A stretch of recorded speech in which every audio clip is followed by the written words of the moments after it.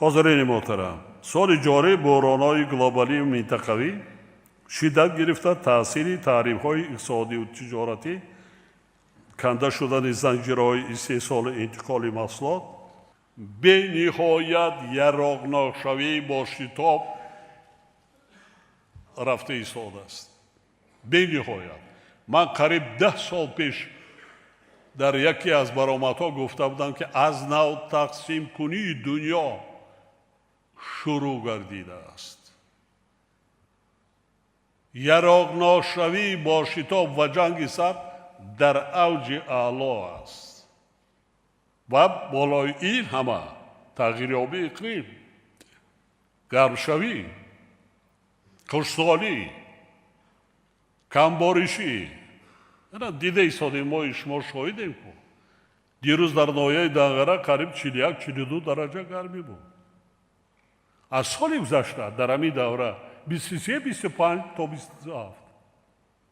بحث و نزاع‌ها وابسته به جاری نمودن بارش‌های گمرکی بین دولت‌ها، بالاروی نرخ مال و محصولات در بازارهای جهانی، بخصوص نرخ محصولات نیاز اول، اینچنین پیامدهای تغییریابی اقلیم ادامه می‌یابد. طبق ارزیابی کارشناسان سال 2025 در دنیا سال گرمترین در تاریخ مشاهده‌ها پیشگویی شده است. این گرمترین، یعنی تاکیدهای من بر آن است که اکنون در بسیار منطقه‌های جنوب جمع‌آوری غله‌دانگی‌ها سر شدند، در دیگر جا در وی آمادگی است. آنها را مردم ما داند با اسرافکاری زیاده‌روی راه ندهند. این موقعی بود که یگان بدبختی کلانده آمدن نرسیم. این فهمانیدن مردم از جانب شما زیاده‌روی نکنند، اسرافکاری در راه ندهند، ذخیره مواد زساله غذایی داشته باشند، فکر فرزندان، فکر اهل خاندانشان کنند. یگان انسان را برای معرکه بزرگ کردگیش عنوان قهرمان ندادند. برعکس اینا شما فهمانده نتانده کار. در یک جایی کمیته زنها، کمیته جوانها اساساً زیاده روی را در بسیار محلا کی میکند؟ با بانوها میکند. چون این عامل‌ها باعث مشکل شدن تأمینات اهالی جهان با آذوقه‌واری گردیده ایستاده‌اند. روندهای مذکور با کشور ما نیز بی تأثیر نیستند و ما باید برای پیشگیری کردن عاقبت‌های منفی آنها همه‌طرفه آماده باشیم. نترسیده، نه هراسیده، امکانیت هست، آب داریم، زمین داریم، کیش کرده 2، 3، 4 حاصل گرفتن ممکن. ما دیدیم در یک قطعه زمین علاقه کشت دویم برآمده است. کشت دویم پیازی تیرمایی کشت است، سبزی است برآمده است. ما باید برای حفظ امنیت آذوقه‌واری در کشور تمام تدبیرهای ضروری اندیشیده جهت کم کردن وابستگی بازار استعمالی از مال و محصولات وارداتی از همه امکانیات و ذخیره‌های موجوده پرره و ثمرانات استفاده نماییم. در این جهت ساختار و مقامات دخلدار، صاحبکاران و راهبران خواجگی‌های دهقانی و کل شهروندان مملکت وظیفه دارند که استفاده ثمراناک و صرفه‌کارانه آب و زمین، خصوصا زمین‌های نزد اولگی و پرزیدنتی وسیع و حتما برای ماندن کشت تکراری را تأمین نمایند. اینچنین ساختار و مقامات مربوطه را ضرور است که دایر به جاری نمودن تکنولوژی‌های کم مصرف آبیاری، حفظ زراعت‌ها از کسری و حشرات ضرررسان، رشد ساحه تخم پروری، حل مسائل اکولوژی و پیشبرد تحقیقات علمی در این سمت تا تدبیرهای مشخص سازی شود.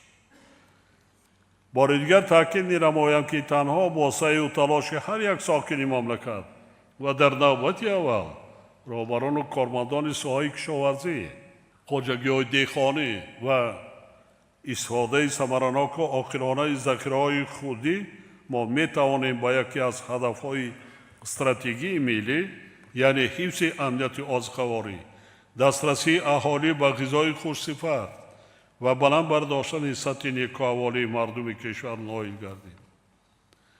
برای تامین نمودن فراوانی بازار استعمالی داخلی با محصولات نیاز اول، تشکیل کردن ذخیره‌های کافی آن از جمله در هر یک عائله، راه ندادن به اسرافکاری و خراجات بزیاد و رعایت حتمی قاعده‌های صرفه سرشته‌کاری، هر یک راهبر، شخص مسئول و هر یک شهروند باید مناسبت جدی و مسئولیت بلند ظاهر نمایند. در این روند به تشکیل فعالیت منتظمی همه ساحه‌های اقتصاد ملی با مرام ادامه دادن نقشه‌های سازندگی و بنیادکاری، تأسیس جایهای نوی کاری، جلب هرچه بیشتری سرمایه وطنی و خارجی، استفاده ثمرناک منبع‌های موجوده، دریافت سرچشمه‌های علاوگی رشد و دیگر تدبیرها باید اعتباری اولین درجه و دائمی داده شود. در زمان صاحب استقلالی با دستگیری حکومت مملکت در ساحه کشاورزی 23 لایحه سرمایه‌گذاری دولتی مبلغ 58 میلیارد سومانی تطبیق شده است. حالا باز 8 لایحه سرمایه‌گذاری با مبلغ 3.9 میلیارد سومانی عملی گردیده ایستاده است. همزمان با این برای رشد بخش‌های مختلف ساحه کشاورزی 8 برنامه دولتی قبول و مورد عمل قرار دارد که تطبیق سریع‌وقتی آنها یکی از وظیفه‌های اولین درجه مسئولین ساحه میباشد. در 4 ماه اول سال 2025 در کشور با مبلغ 6 میلیارد و 94 میلیون سومانی محصولات کشاورزی استحصال گردیده است که نسبت به همین دوره سال گذشته 7.7% زیاد میباشد. ولی نشان دهنده مذکور با در نظر داشت هدف‌های گذاشته شده استراتژی و امکانات‌های کشور هنوز کافی نیست. تحلیل‌ها نشان می‌دهند که با وجود تأمین گردیدن رشد ساحه، نه همه شهرنایا امکانات‌های موجوده را ثمرناک استفاده کردند که این باعث کاهش یابی استحصال بعضی نمودهای محصولات کشاورزی گردیده است. از جمله استحصال گوشت و تخم پرنده در یک قطار شهرنایه‌های کشور کاهش یافته است. در 4 ماه اول سال جاری استحصال گوشت پرنده در ولایت ختلان 7%، از جمله در شهر نایه یاوان 61، کلا 58، ناصر خسرو 54، واسع 47، عبدالرحمن جامی 15، مومن آباد و کشانیان 11% کاهش یافتند. در ولایت سوخت استحصال گوشت پرنده در شهر نایه‌های دیوار 65%، عینی 44، خوجند 39، کانیبادام 30، زفرآباد 10، استرافشان 6 و گلستان 2%. اینچنین در شهر نایه‌های حصار 46%، فیض‌آباد 14 و وحدت 8% کم گردیده است.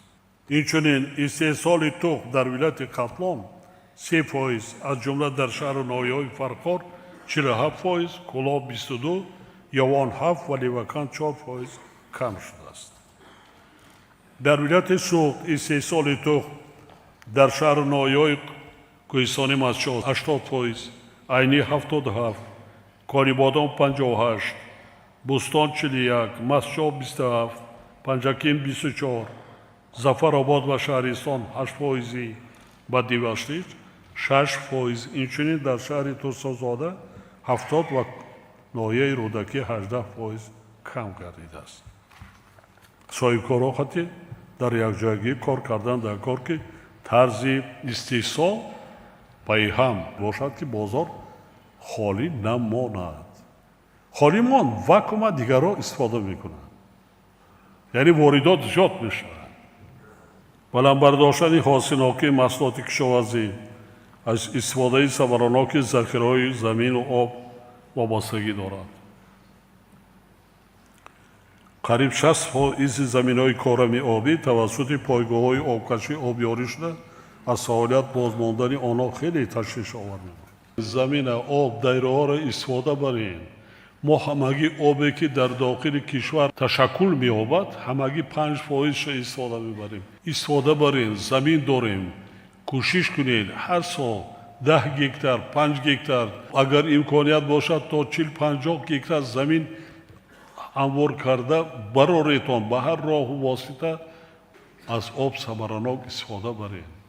аз поёноб кишварҳо миллионҳо тонна аз оби мои шумо маҳсулот истеҳсол карда содирот карда истоданд.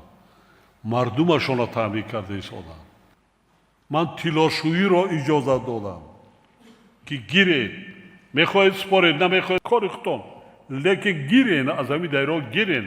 миллионҳо сол бурда истодааст. ин аз қобилияти ташкилотчигии раисои шаҳру ноҳияҳо вобастагӣ дорад. чӣ гуна мардум вақти кор мекунем ва сафарбар мекунем. ин ҳам ҷойи корӣ. ҳоло дар кишвар 56 пойгоҳи обкашӣ аз ҷумла дар вилоятҳои қатлон 18, суғ 16 ва шаҳру ноҳияҳои тобеи ҷумҳурӣ 22 пойгоҳ фаъолият надорад ки дар натиҷа беш аз 12 000 гектар замини кишоварӣ беоб мондааст. 12 000 гектар замин, 12 000 ҷойи корӣ. як нафарӣ ба як гектар ҳисоб кунем. агар ин вазифаи шумо то 35 солагӣ пурра куҷо мекунӣ, сармоя мемоӣ холиқзода, бинетон чорбаҳои обкашӣ пурра ба кор шурӯъ кун. чунин вазъият аз роҳбарияти агентии беҳдошти замин ва обёрӣ, вазорати кишоварзӣ, дигар вазорати идораҳои дахлдор ва мақомоти иҷроии маҳаллии ҳокимияти давлатӣ андешидани чораҳои фавриро тақозо менамояд.